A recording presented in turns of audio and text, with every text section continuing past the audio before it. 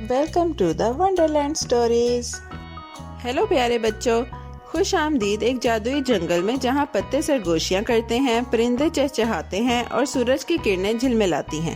آج ہم تمہیں ایک پیاری کہانی سنائیں گے جس کا نام ہے جھوٹی تعریف پر کان نہ دھرو۔ یہ کہانی ہے ایک خوش مزاج کوا کی جس کی چونچ چمکتی ہے اور ایک چالاک چھوٹی لومڑی کی جس کی آنکھوں میں چمک ہے۔ آؤ اس جادوئی جنگل میں چلیں جہاں ہر درخت کے پیچھے حیرتیں چھپی ہیں اور نرمی ہمیشہ چمکتی ہے۔ ایک خوبصورت صبح سبز میدانوں کے اوپر ایک خوش کوا اپنے پروں کو ہلاتے ہوئے ہوا میں اڑ رہا تھا۔ وہ صرف مزے کے لیے نہیں اڑ رہا تھا، اور نہیں، اس کی چونچ میں ایک خاص چیز تھی، ایک بڑا مزیدار پنیر کا ٹکڑا جو خوابوں کو خوشبو جیسا لگ رہا تھا۔ میرا ناشتہ، کوے نے سوچا۔ وہ ایک اونچی شاخ پر بیٹھ گیا، تیار تھا کہ اپنا مزیدار ناشتہ مزے سے کھائے جب ہلکی ہوا اس کے گرد رقص کر رہی تھی۔ لیکن درخت کے نیچے جھاڑیوں سے ایک آواز آئی۔ وہاں سے ایک لومڑی نکلی جس کی دم نرم تھی اور آنکھیں تجسس سے بھری ہوئی تھی۔ اس کے پیٹ سے ایک ہلکی سی آواز آئی۔ اس نے ابھی تک ناشتہ نہیں کیا تھا۔ پھر اس نے اوپر دیکھا اور کوا دیکھا اور پنیر بھی۔ اوہ میری مونچھیں، یہ تو بہت مزیدار لگ رہا ہے۔ لومڑی نے خود سے سرگوشی کی، مگر چیخنے یا چھلانگ لگانے کے بجائے وہ درخت کے نیچے بیٹھ گئی اور سوچنے لگی، کیونکہ یہ لومڑی صرف بھوکی نہیں تھی بلکہ بہت بہت چالاک بھی تھی۔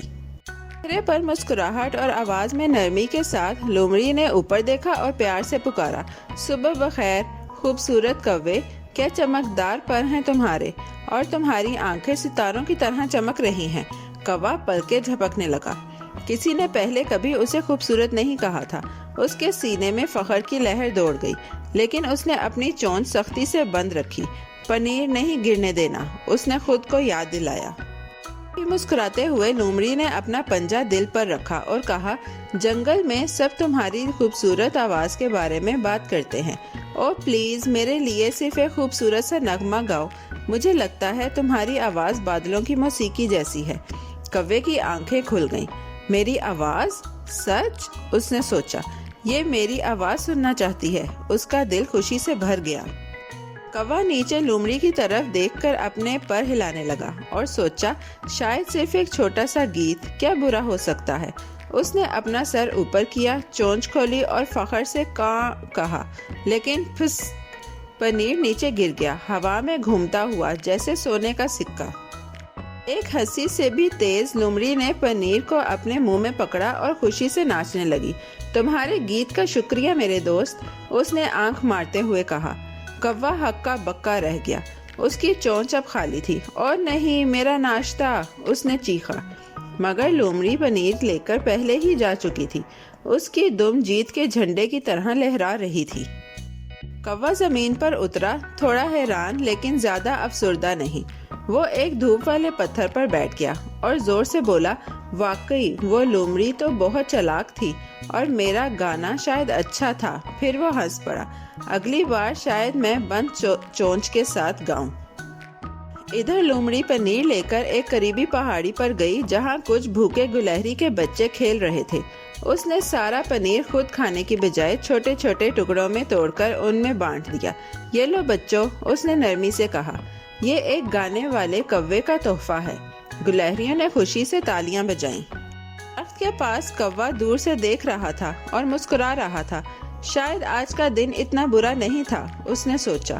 وہ واپس اپنی شاخ پر اڑا اور نئے گانے گانے کی مشق کرنے لگا، کسی کو متاثر کرنے کے لیے نہیں بلکہ اس لیے کہ گانا اسے آزاد محسوس کراتا تھا۔ اس دن کے بعد لومڑی اور کوا جنگل کے دوست پڑوسی بن گئے۔ کوا درختوں سے خوش گیت گاتا اور لومڑی نیچے گھاس میں بیٹھ کر سنتی، ہمیشہ کچھ بیریاں یا گڑیاں ساتھ لاتی۔ انہوں نے کچھ خاص سیکھا تھا کہ چالاکی اور نرمی ہاتھ اور پنجہ ملا کر جنگل کو ایک خوشحال جگہ بنا سکتی ہے۔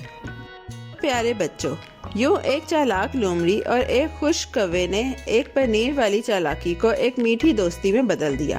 کوے نے سیکھا کہ عمل کرنے سے پہلے سوچنا اچھا ہے، اور لومڑی نے جانا کہ بانٹنے میں زیادہ خوشی ہے، اور یاد رکھو، بہادر دل اور پیارے الفاظ دنیا کو بہتر بناتے ہیں، ایک جنگل کے گیت کے ساتھ۔ پیارے بچوں، کیسی لگی آپ کو یہ کہانی؟